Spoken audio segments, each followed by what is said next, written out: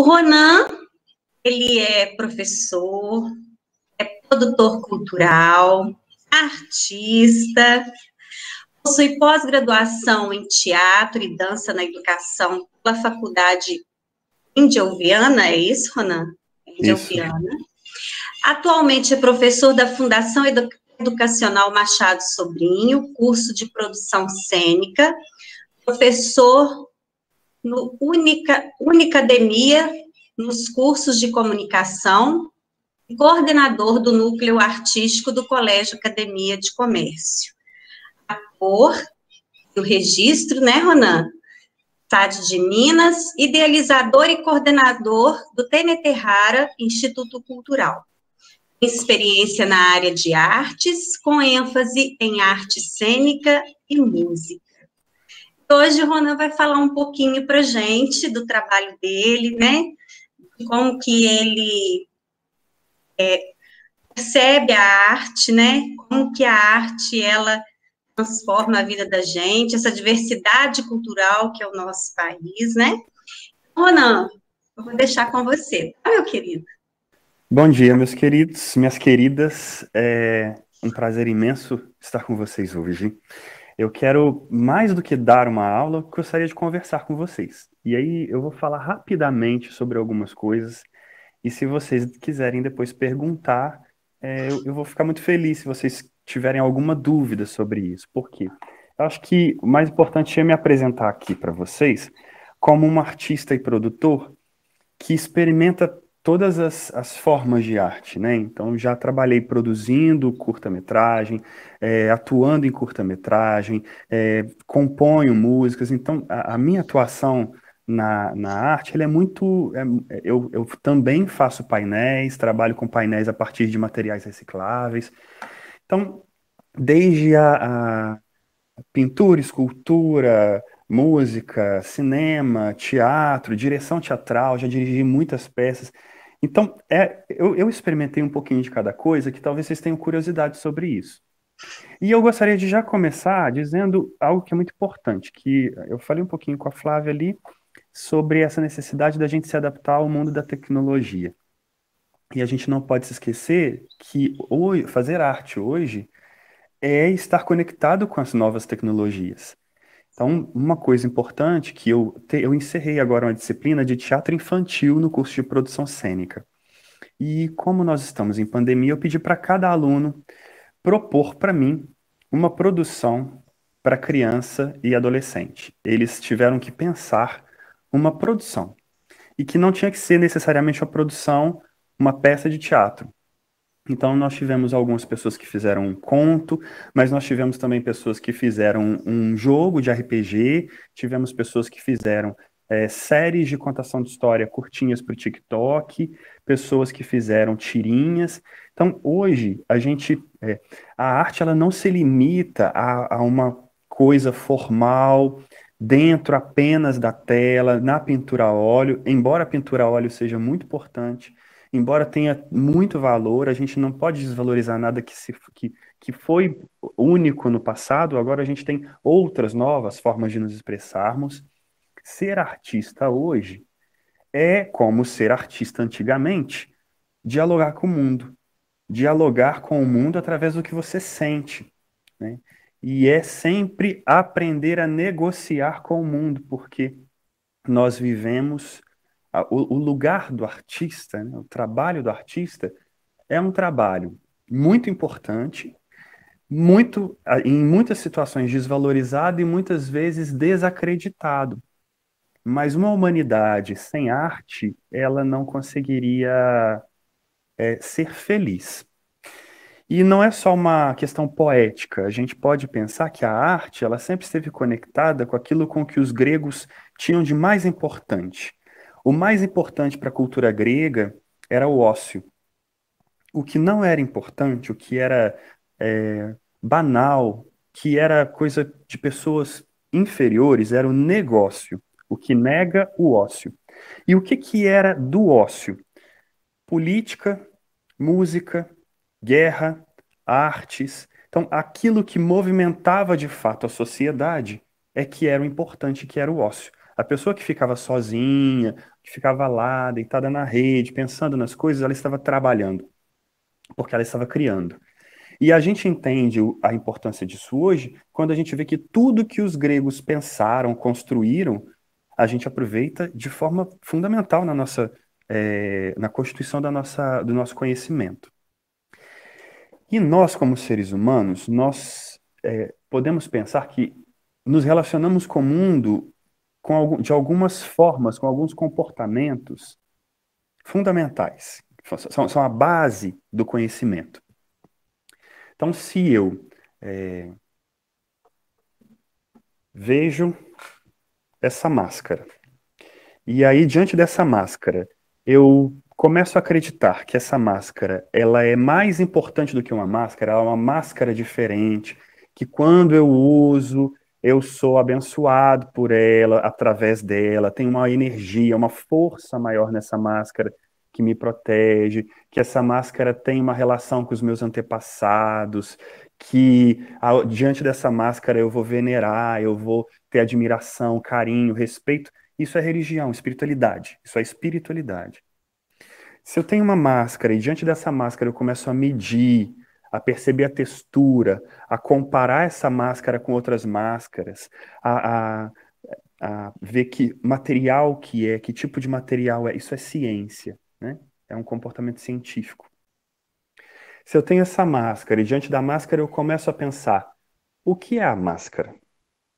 Para que serve de fato a máscara? O que faz a máscara ser uma máscara? O que me faz chamar a máscara de máscara? Isso é filosofia, quando eu questiono a existência, a função, a relação da máscara comigo, com o mundo. E diante da máscara eu posso criar formas com a máscara, criar outras formas de utilizar, fazer coisas com ela que deem outro significado, que faça com que eu, diante da máscara, perceba isso pode ser muito mais que uma máscara, isso pode ser algo diferente. E através disso eu posso criar outras coisas. Isso é arte. Então, nós nos comportamos a partir dessas formas de nos organizarmos na vida. Então, se a gente nega uma dessas características de enxergar o mundo, de conviver, de entender o mundo, a gente está negando a nossa humanidade. Ser artista é ser humano. E não dá para a gente pensar que o artista é apenas a pessoa famosa, artista é só o Rembrandt, é o Picasso, é só Daniela Mercury, é o Frejá, pessoas que vieram só quem faz sucesso. Artista é só o Mozart, porque o ser humano, na sua essência, na sua condição humana, ele é artista. Vocês são artistas. Vocês podem criar coisas. Vocês podem transformar e dar novos significados a muitas coisas. Então, cada um tem como potencial a arte, porque vocês são seres humanos. Agora, a grande diferença que existe entre, por exemplo, eu e o meu irmão. Nascemos juntos e tal. Eu estudei e me dedico diariamente para fazer arte. Meu irmão se dedica diariamente para fazer outro ofício.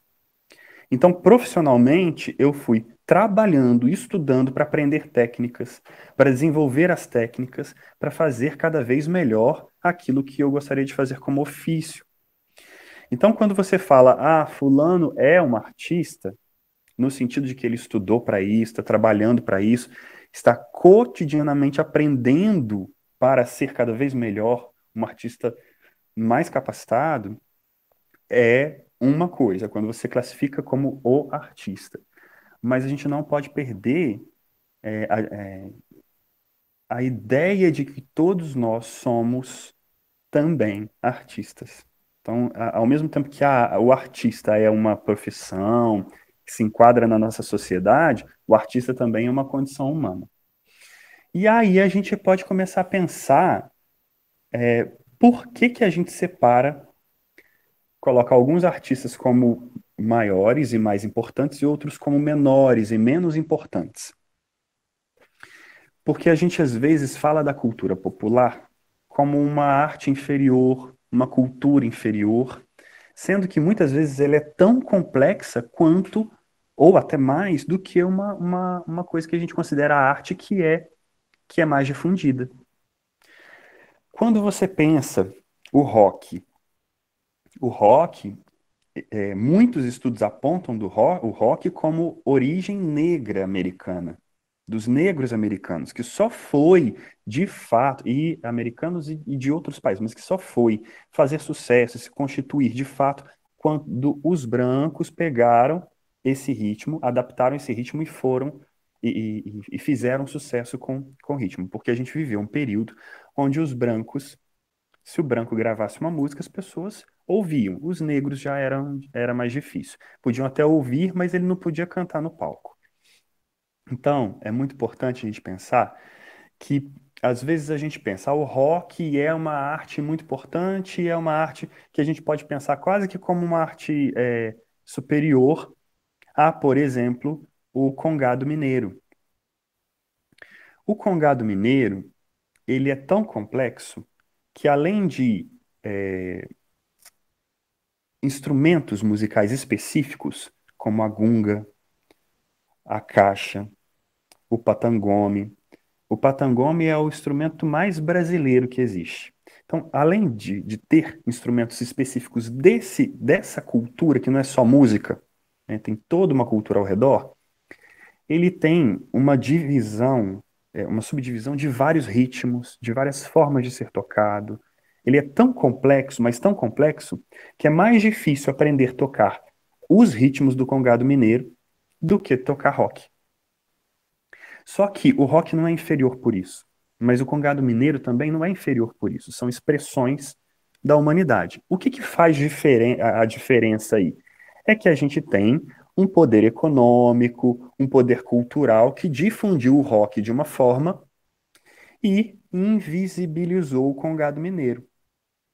Então, o que eu gostaria de dizer para vocês é que, ao mesmo tempo que nós precisamos pensar a arte conectada com a modernidade, então a gente não pode pensar que a arte não pode estar no TikTok, que a arte não pode estar no Instagram. Mas a gente também não pode perder de vista que a gente tem que cuidar e buscar cada vez mais estar atento a que arte que a gente está buscando. E a dialogar, porque um grande cantor de rock vai ser cada vez melhor se ele conhecer mais tudo aquilo que é produzido musicalmente no mundo. Não é à toa que os grandes produtores, os grandes cantores de rock são pessoas que entendem de outros ritmos, que conhecem outras culturas e que têm essa sensibilidade de perceber as outras manifestações culturais. A gente tem um preconceito muito grande com o funk e às vezes o funk, ele tem muitas letras do funk tem as músicas, as palavras são palavrões ou letras que às vezes a gente se sente com vergonha até de cantar, né? Mas existe uma classificação das notas musicais que é dó, ré, mi, fá, sol, lá, si. E aí você trabalha com escala. Você tem dó, ré, mi, fá, sol, lá, si, dó, ré, mi. E aí vai subindo. Então você pode fazer várias oitavas. Um dó até o outro dó são 8 notas, é uma oitava. Então, do dó, dó, uma oitava. O que o funk faz? Ele nem trabalha nessa classificação. O funk, em alguns momentos, a melodia é tão complexa que ele trabalha a variação dessas notas entre o dó e o ré. Então é uma variação que nem a partitura registra. Porque quando você vê, eu queria pedir que vocês a letra não é. As palavras não são tão boas, mas eu preciso dar esse exemplo para vocês entenderem. Aquela música, tô ficando atoladinha, parece que é a mesma nota, mas não é a mesma nota. É uma variação dentro da mesma nota. Então, assim, claro, a letra é horrível. É horrível. Eu acho horrível, a minha opinião, né? Porque mas a gente também não pode negar que tem todo um processo cultural por trás disso. Então eu fico é ruim ter que usar um exemplo com essa música, mas é porque ela é a melhor que a gente pode ter para isso. Tan, tan, tan, tan, tan, tan, tan. Ali dentro está tendo uma variação que muita gente nem percebe. Então, a pessoa que está com o ouvido muito apurado, estuda muito a escala musical formal, não vai perceber, acreditar e sentir a variação que está dentro dessa produção. E aí tem gente que, às vezes, quando a gente ouve uma música do Iêmen, uma música árabe, a gente estranha, porque fala, nossa, parece que a pessoa está desafinando. A forma como ele também trabalha as notas não é idêntica à forma como a gente trabalha as notas. Então, para a gente pensar que as culturas são diferentes, as realidades são diferentes, e a gente precisa aprender a respeitar todo tipo de cultura e a dialogar com ela. Tá certo? E aí é importante a gente pensar o seguinte: quando eu penso uma forma, uma expressão artística, eu tenho que tomar cuidado também para não achar que ela está isolada das outras. A arte, o teatro, a dança, a música, o cinema, eles estão extremamente conectados. Então, a cultura popular, ela é extremamente teatral. Ela é dança profunda. Tem movimentos da cultura popular que são estudados pela dança contemporânea. Então, joguei um pouco tudo isso aqui para a gente poder conversar um pouco mais agora e desenvolver um bate-papo. Se vocês quiserem, não precisa nem abrir a câmera para perguntar, mas se quiserem perguntar alguma coisa, quiserem que eu fale sobre alguma coisa, seria bom se vocês querem que eu fale mais sobre algo, tem alguma pergunta.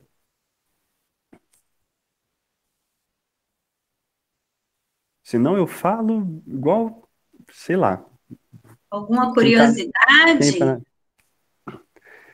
Eu falo muito, gente, por isso que eu gosto que vocês interfiram, senão eu vou ficar falando sozinho. Mas falo mesmo, sozinho.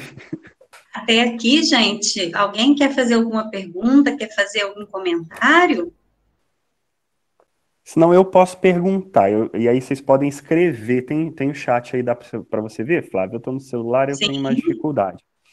assim. Quando fala de cultura popular, o que vem à mente de vocês? Cultura popular, que a gente poderia traduzir como cultura do povo. O que vem à mente de vocês como cultura popular? Digita aí no chat. Vamos lá, pessoal. Responde aí. Gabriel, Yasmin, Guilherme.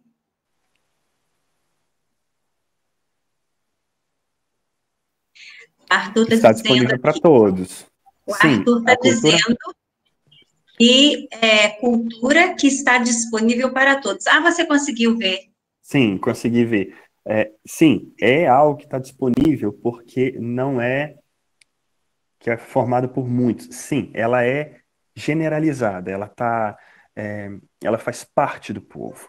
Agora, o que é especificamente? Fala para mim alguma coisa específica da cultura popular. Ah, Ronan, cultura popular é o boilé. Mas o quê? Além disso, o que mais é cultura popular? O que vocês acham que é cultura popular? Carnaval. Carnaval é cultura popular. Capoeira é cultura popular. Samba. Samba, festa junina. Tá- Dá para você ver as respostas todas aí, né, Flávia? Sim, estou Tá. acompanhando. Só aí, 4 exemplos. Olha, representa a cultura de um lugar, representa a identidade de um povo, conta a história de um povo. Vocês deram 4 exemplos. Carnaval. Como é complexo, imensamente complexo o carnaval. Gente, carnaval reúne uma série de ritmos. Ritmos que a gente não consegue, muitas vezes, identificar, mas que estão dentro da cultura do carnaval. Que vão desde a marchinha até o axé. Existem milhares de ritmos inseridos no carnaval. E existem milhares de manifestações populares sobre o carnaval. No Recife, o Galo da Madrugada, em alguns lugares bem rurais, bem pequenininhos, tem alguns ritmos batidos no tambor que nem foram registrados ainda, que a gente não tem nem o registro disso. Tem lugares que ainda estão sendo registrados os ritmos usados nos blocos de carnaval.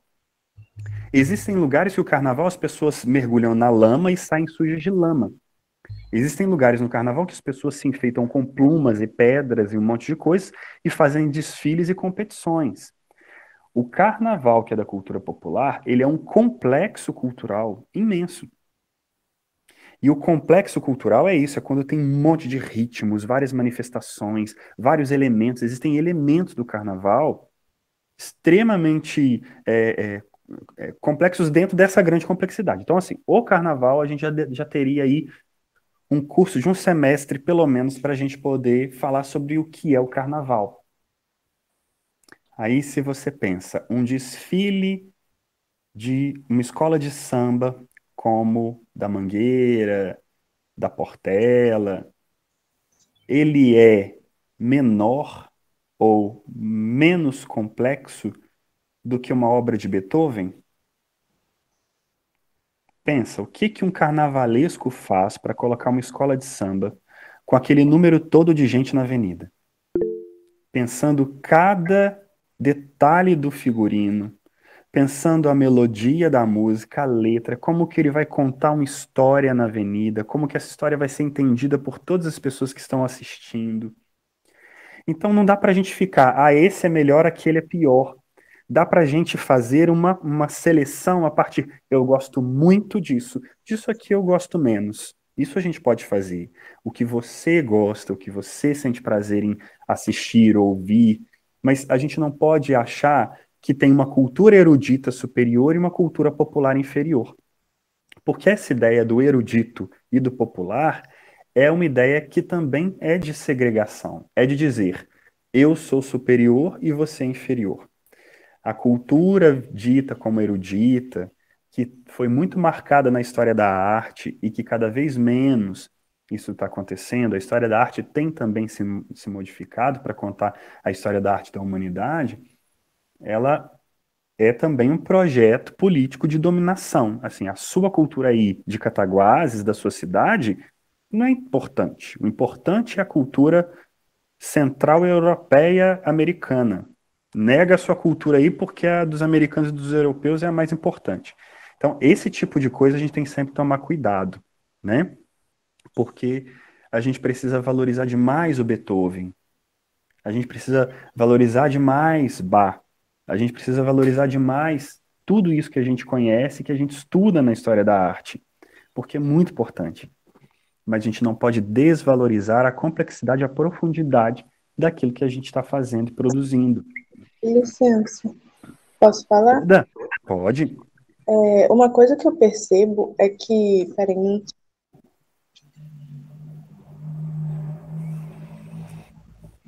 uma coisa que eu percebo muito é que as pessoas aqui no Brasil desvalorizam muito a cultura, que tudo aqui é ruim, que tudo aqui é desvalorizado, igual você falou do funk.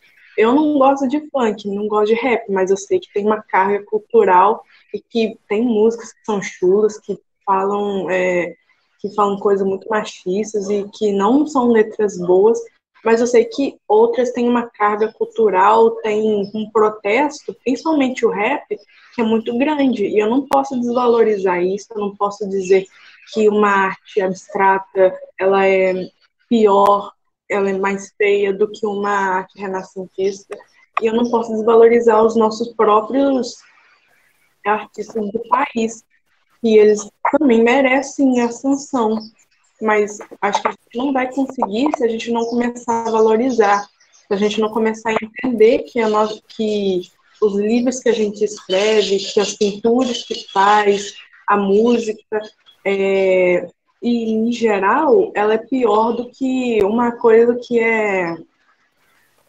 trazida para cá. É muito importante você falar isso, porque tem duas coisas aí que eu acho que são fundamentais. Primeiro, é quando a gente fala de experiência estética. O que é experiência estética? Estética é a parte da filosofia que estuda a arte, né? O estudo da arte, a estética. que é uma experiência estética? Quando você ouve uma música, vê uma obra, o que você sente a partir disso? Você tem todo o direito de não gostar. Você tem todo o direito até de achar feio. Ah, eu acho isso feio, ou isso me incomoda. Isso é uma experiência estética, isso é uma experiência de arte. Quando, às vezes, o artista quer provocar isso mesmo em você. Isso aqui, ai, gente, que horrível isso. Nossa, que coisa horrível, tá me fazendo até mal. Não quero nem ver. Isso é uma coisa, você não gostar. A outra coisa é você negar aquilo como processo de arte. Você não pode falar, isso é inferior. Você não gostar, você ter uma relação ruim com aquilo, às vezes faz parte da provocação da própria obra. Então, isso é uma experiência estética. A gente pode, vocês têm o direito de não gostar. Você tem total direito de não gostar de funk. Pode ter alguém aí que acha a pintura romântica ou a pintura realista chata e não gosta e acha, ah, não, eu só acho bonito se for algo bem abstrato. Ou o contrário, vocês têm o direito de não gostar. A gente pode não gostar das coisas, principalmente das obras e das manifestações. O que a gente não pode é descredibilizar, é tirar a importância disso. Eu sei que é importante. Eu sei que isso é importante acontecer. Então, se eu fosse, por exemplo, um gestor cultural de uma cidade, aí eu tô lá na Secretaria de Cultura. Aí eu não gosto de rap e não gosto de pintura. Acho chato pintura e acho muito chato ficar ouvindo rap e tal. Então não vou investir nessas duas coisas porque eu não gosto. Você está completamente equivocado. Você precisa investir em todas as expressões artísticas, fortalecer todas, porque você pode não gostar, mas elas são importantes para outras pessoas e até para você mesmo, porque o não gostar é uma provocação. Quando você vê e se sente incomodado ou acha feio. Tem quadros que eu acho feio, gente. É normal você achar algumas coisas feias, né? E é bom até, porque é um bom exercício. E a outra coisa que eu lembrei de falar é sobre Cataguases.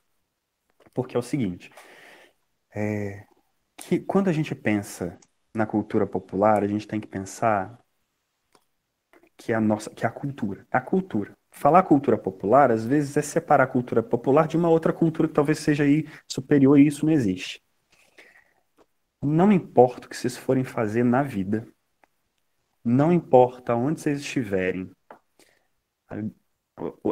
uma coisa que é muito importante, a gente nunca, todas as vezes que a gente se sente perdido, a gente tem que voltar às nossas raízes. Está se sentindo perdido? De onde é que eu vim? Quais são as minhas referências? O que é importante para mim? Então, todas as vezes que eu estou perdido, estou escrevendo um texto e aí não sei para onde eu vou. Estou pensando num projeto e fico na dúvida de para que lado que eu vou. Ou até mesmo quando é alguma coisa mais profunda, né? De identidade mesmo, de psicológica. A gente sempre tem que lembrar de onde a gente veio. São as nossas raízes que são as nossas bases. Aonde você nasceu? O que é que marca a sua infância, a sua história, artisticamente, culturalmente? Isso a gente não pode perder nunca de vista. Não é à toa que eu sempre fui muito impactado e uma das grandes referências de arte para mim são os painéis. Quais são os meus artistas preferidos depois de ter estudado cultura latino-americana e tal? Orozco, Siqueiros e Rivera. Três grandes artistas que fizeram grandes painéis. Então, depois, quem não conhece, quem ainda não viu, são três artistas mexicanos. Diego Rivera foi até marido da Frida Kahlo. Orozco e Siqueiros. Eu gosto muito, muito, muito mais dos trabalhos do Siqueiros.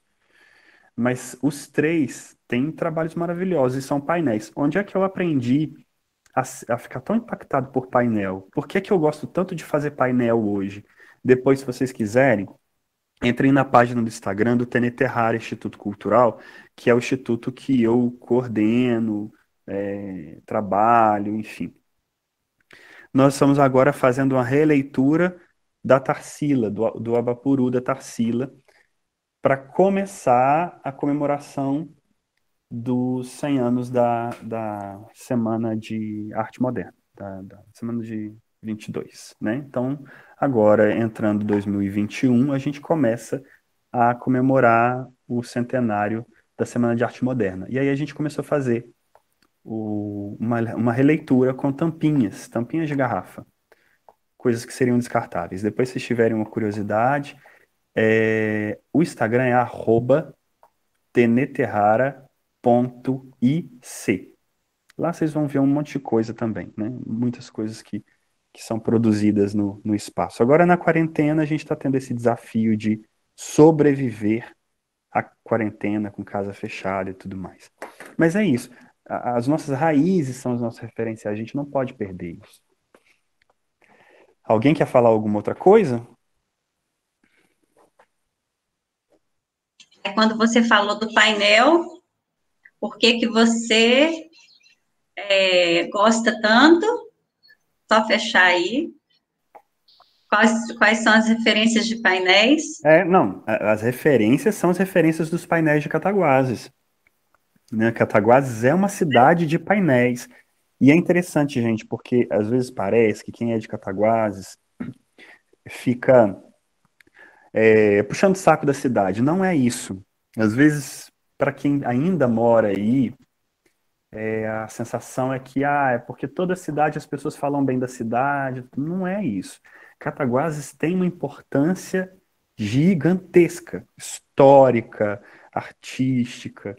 Então, é uma cidade importante. Ser de Cataguases é uma honra. Ser de Cataguases é uma alegria muito grande. É importante a gente aproveitar essa experiência de morar numa cidade onde você virou a esquina, você vê uma obra de Portinari.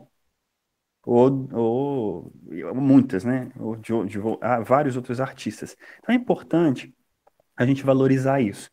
E como pessoas, cidadãos de Cataguases que nasceram em Cataguases, né?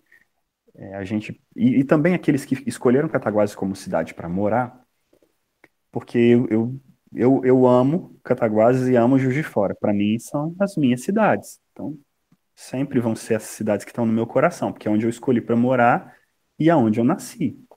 Então, para a gente precisa cuidar muito bem e sempre que possível valorizar, cuidar e ter esse carinho com o espaço que a gente foi criado, porque é muito importante. Cataguases é uma cidade importante. E aí, a gente estava falando lá sobre as manifestações culturais, eu falei só do carnaval. Quando fala festa junina, por exemplo, vocês já pararam alguma vez para contar quantos ritmos a gente ouve numa festa junina?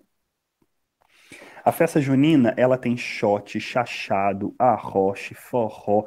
Às vezes a gente pensa assim, a festa junina é música caipira ou é forró. Festa junina engloba a moda de viola, festa junina engloba os desafios.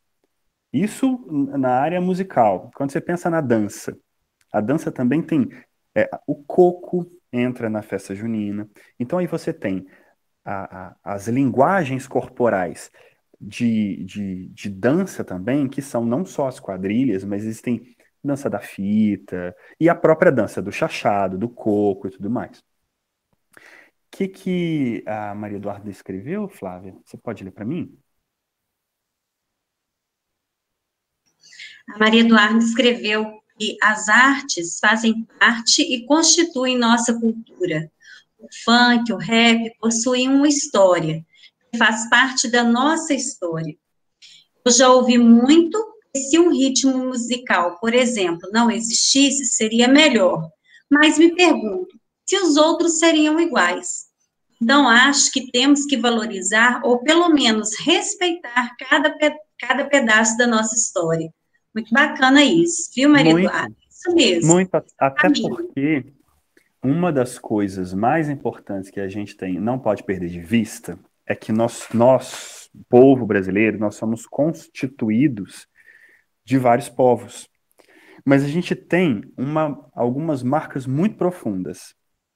Nós temos os povos indígenas e os povos negros, que aí são vários, tá, gente? Índio não é um só, o povo preto não é só um povo preto, então a gente tem pessoas que vieram do Benin, pessoas que vieram de Angola, pessoas que vieram de Moçambique, de outras partes da África.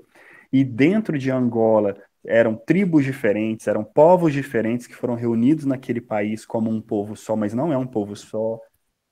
Assim como os povos indígenas são vários, com línguas diferentes, culturas, hábitos, formas de se portar, de comer, de vestir, de pintar, enfim. Esses povos indígenas e negros, eles são lúdicos. São povos que se relacionam com a divindade dançando. São povos que se relacionam com o mundo cantando e dançando.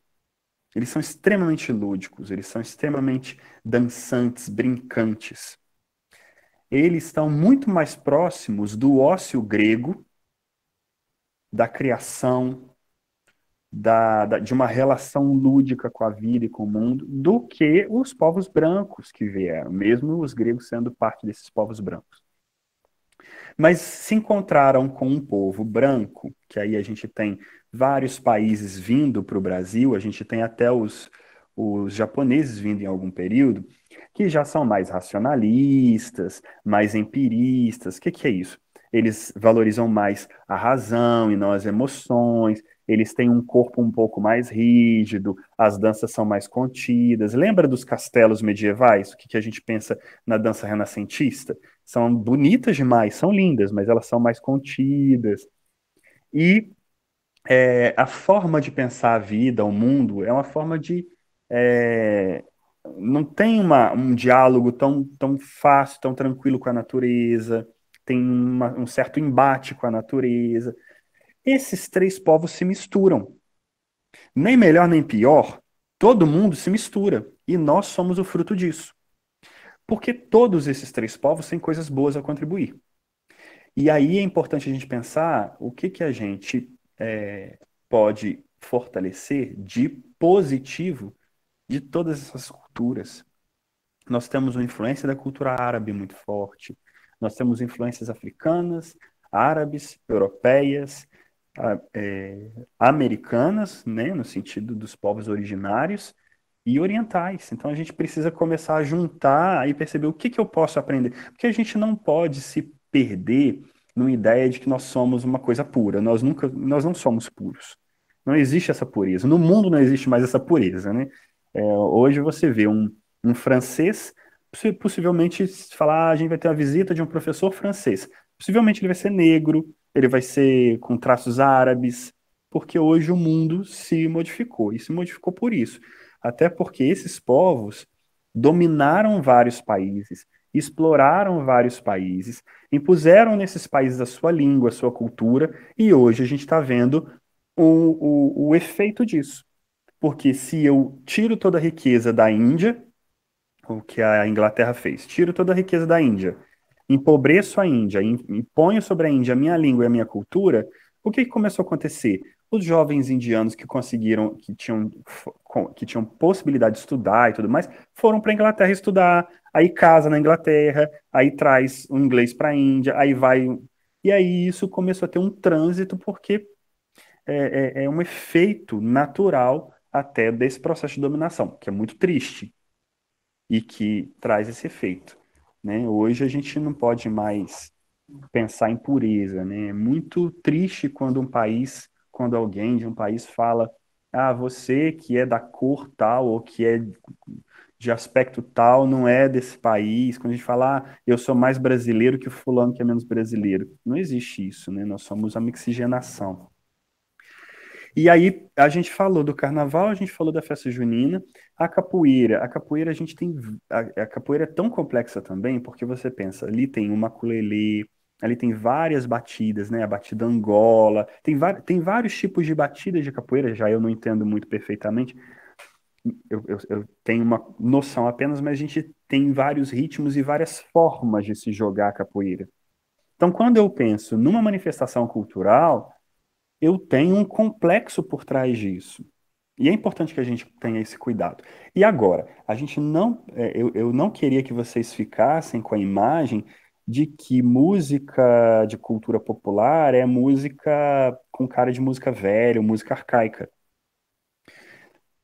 A gente tem muitos artistas muitos músicos que têm feito trabalhos extremamente interessantes e alguns até muito modernos com os ritmos, com a cultura, com as culturas dos seus povos, né? E aí eu poderia indicar vários, como o Jalu, que trabalha com música eletrônica, mas ele traz toda a musicalidade do Pará, como a Renata Rosa, que trabalha muito música de coco. Tem uma música da Renata Rosa que eu acho uma delícia de ouvir, que se chama Brilhantina. É uma sonoridade de uma música popular maravilhosa e é muito interessante ser ouvida. Tem o Tizumba, de BH, que trabalha muito com as linguagens do Congado Mineiro e tem um trabalho muito legal. Então, poderia citar muitas pessoas, muitos artistas. Depois, se vocês quiserem, eu passo até uma playlist para vocês. Mas a gente tem que tomar esse cuidado também de sempre pensar, eu tô eu tô falando de cultura popular, mas o que é então cultura popular? Cultura popular é a sua cultura, é a cultura do seu povo, dialogando com a cultura de todos os povos. E ela é muito importante, porque você é muito importante. Não valorizar a sua cultura é não valorizar a sua identidade, sua família, seu povo, suas histórias, né? Então, o meu convite hoje é esse, que vocês tenham cada vez mais admiração, respeito, cuidado, carinho pela cultura da família de vocês, pela cultura do bairro de vocês, pela cultura da cidade de vocês, pela cultura do estado, pela cultura do país. Porque é só a partir das nossas raízes que a gente vai conseguir crescer e desenvolver qualquer projeto na vida. E não importa onde vocês estejam, que tipo de ofício vocês escolham para a vida, é muito importante a gente saber que se tem uma coisa que pode salvar a humanidade, que pode trazer frescor para a nossa vida, que pode trazer saúde para a nossa existência, é a arte e é a cultura. Muito bem. Muito obrigada, Ronan. Meninos, vocês gostaram de conhecer o Ronan? Muito obrigada, foi muito legal. Obrigado, Sim. gente. Que bom. Eu te agradeço, viu, meu querido, por essa manhã Obrigado de também pelo convite. hoje. Eu queria pedir aos meninos, quem puder abrir um pouquinho a câmera, quem tiver possibilidade, para a gente poder registrar. Maria Eduarda, você registra para a gente? Tem como? Ô, Flávia, deixa eu ver se eu consigo tirar print. Peraí. O Magno está aqui também. Magno, será? Não sei se ele... Oi, Magno. Você faz para a gente, Magno? Quem pode ligar para a gente a câmera só para a gente tirar uma foto rapidinho? Quem vai ligar aí? Vamos, gente, ajuda aí. Flávia, eu vou evitar para não matar vocês de susto. Não vai matar a gente de susto, André. André é muito querido, Ronan. André, liga um pouquinho só para tirar uma foto rapidinho. Jogo rápido. E meus queridos, ninguém mais? Vamos ficar só nós 4 na foto? Hein? Yasmin, Maria Clara, Caio, Bernardo, cadê você, Bernardo? Não te ouvi hoje. Cadê o Pimenta, menino bobo? Hein? Cadê o Pimenta, aquele menino bobo? Pois é. Abre aí, André. Muito obrigada, minha flor. A Anitta apareceu. André, abre a sua aí. A Anitta com a camisa do Carmo. Que linda. Então, vamos tirar Flávia, foi a Magno. primeira que eu achei aqui na gaveta. Ai, que bom. André, não vai ligar não, André? Acho que não. Cara, poxa vida. Magno, então vamos ter que ser só nós mesmos.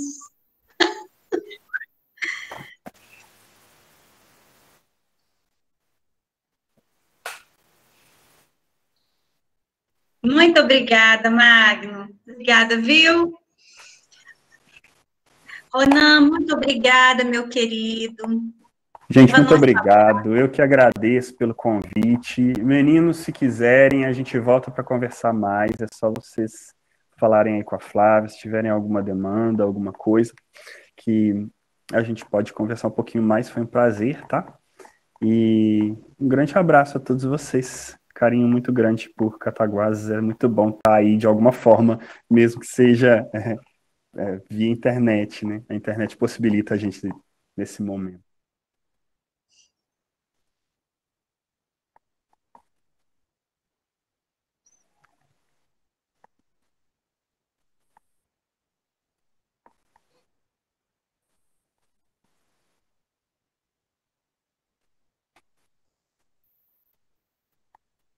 Muito obrigado, querido.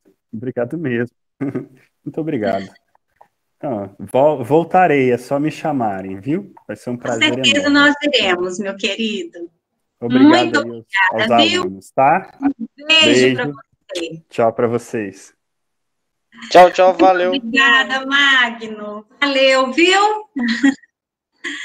Meus amores, então, olha só, eu vou mandar para vocês daqui a pouquinho. Eu fui anotando os nomes de vocês aqui, tá? Enquanto a gente estava falando. Achei que não ia dar tempo mesmo da gente fazer a chamada, mas já está aqui, eu vou passar para o Polígonos. Eu vou enviar para vocês o e-mail com a matéria da nossa avaliação, que é o capítulo anterior que nós estudamos, e esse que nós estamos estudando agora até a página que nós fomos. Mas eu vou mandar tudo detalhado para vocês, tá? Se não me engano, é semana que vem, não é isso, nossa avaliação? É sim, dia 22. Dia 22.